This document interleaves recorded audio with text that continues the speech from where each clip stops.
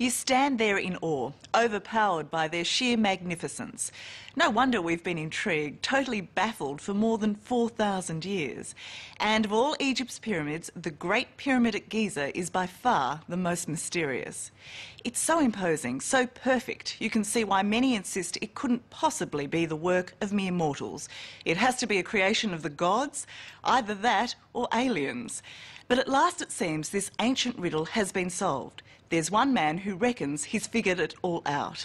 And he's willing to share his amazing discovery with us, to take us to the very heart of the mystery, deep inside the Great Pyramid, where very few have ever been.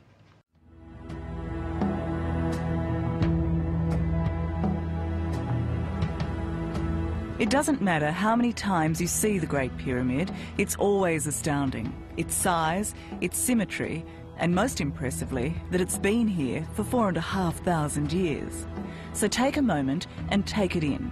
The tomb of the pharaoh Cheops, or Khufu, as he's known here. It's completely boggling. You look at it and you think, what is it? Talk to me, do something, for God's sake, I don't understand it. It's sort of really weird. British archaeologist John Romer first saw the Great Pyramid 40 years ago. Ever since, like so many others, he's been trying to figure out how it was built. You know, there's an old Arab saying, man fears time, but time fears the pyramids. It's the oldest thing in the world, and it just stands there. They're impressive today, but imagine the pyramids in ancient times, completely white, shimmering in the desert. Visitors to this land must have just looked and wondered, and they probably asked the same question we ask today. How did they do it?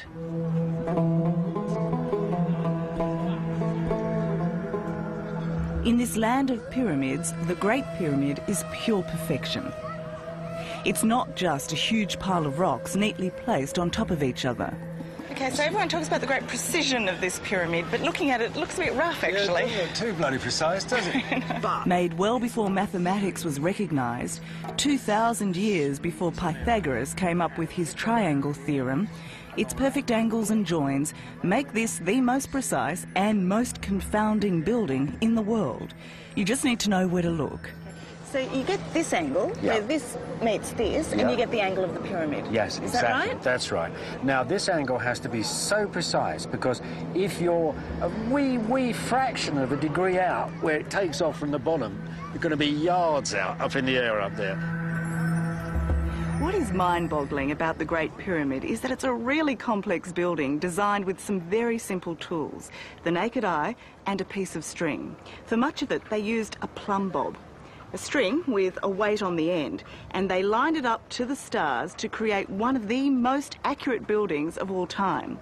45 centuries later, it is still more precise than many modern skyscrapers. Obviously, the precision was no accident, but how the ancient builders got it so right without modern equipment, no one's worked out until now. So what are we looking at here? Well, this is one of the 4 survey points that are absolutely key to understanding how this pyramid was made. People have been tripping over these survey marks for centuries, but extraordinarily, John Romer is the first to see their significance, to crack one of the pyramid's startling secrets. that's the third one. That's the third in the line. Yep. This one here is really exciting. He's discovered a one-to-one plan of the pyramid mapped out on the Giza Plateau, right next to the Great Pyramid. The plan of the pyramid is the pyramid itself, because if you really want to keep something that accurate, the way to do it is to make your plan at the same size as the finished thing. By measuring out the life-size plan with string, the Egyptians were able to get their ancient calculations, cubits, perfect. Now, this is the clincher, and whatever anybody says about what I'm telling you here, and they say, oh, that's all rubbish, they never did this, but what nobody's ever going to be getting away from is if you measure 40 cubits from that point out there, you get exactly the angle of the pyramid. Not vaguely, not nearly, but 51 degrees, 50 minutes. So what does that tell you? What are we standing on here? We are standing on a sort of design lab. This is where they controlled the architecture of the pyramid.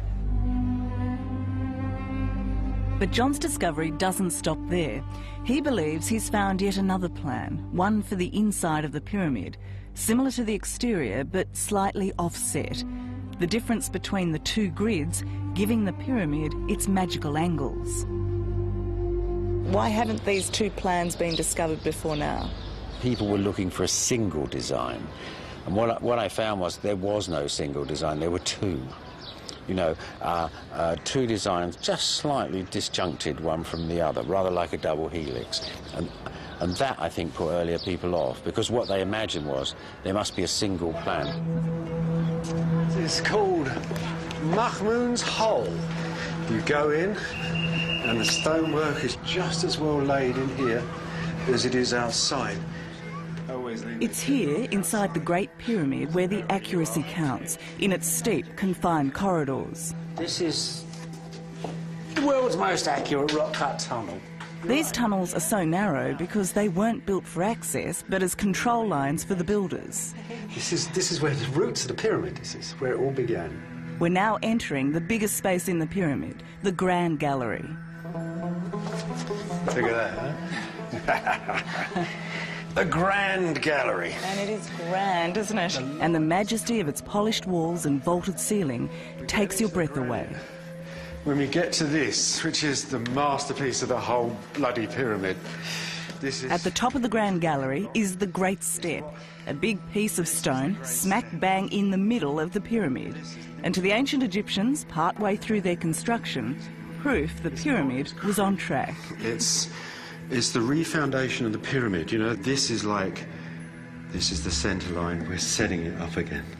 So the head of the pyramid, the point of the pyramid, was exactly there. That line up exactly where my point of my finger, 300 feet up there. Creepy, really creepy. So this proved to the ancient Egyptians that they'd got it right to this point. Well, it didn't. They sort of thought they had, because they're nowhere checking. No, that's right. But they get to this point, and they're dead on. We can't find anything wrong with them at all. Duck down. One more short, cramped journey, and we're in the heart of the pyramid, in King Khufu's burial chamber. So here we are.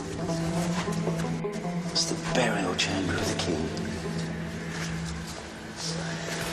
The climax of the pyramid. And that's where he was buried, over there. of course, they never found him, did they? No, and his name's not on the box. There's nothing. It's completely plain. It's like the others. There are no ornate hieroglyphs in this large tomb, but its granite walls are perfect. These drawings are fantastic, aren't they? Yeah.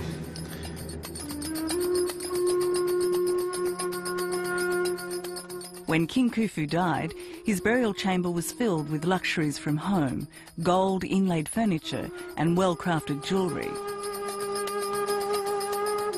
4,500 years ago, it was a beautiful and sophisticated time.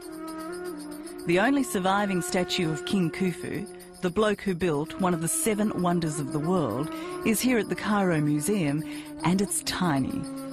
Why is this the only thing that remains of Khufu? It's just chance. All of ancient Egypt, what's left is just chance. You get one king, you get 100 statues, you get the guy who makes the Great Pyramid, you end up with this. You like this little statue, obviously. Well, he's a friend of mine. Lovely little bloke looking out into eternity. Look at him.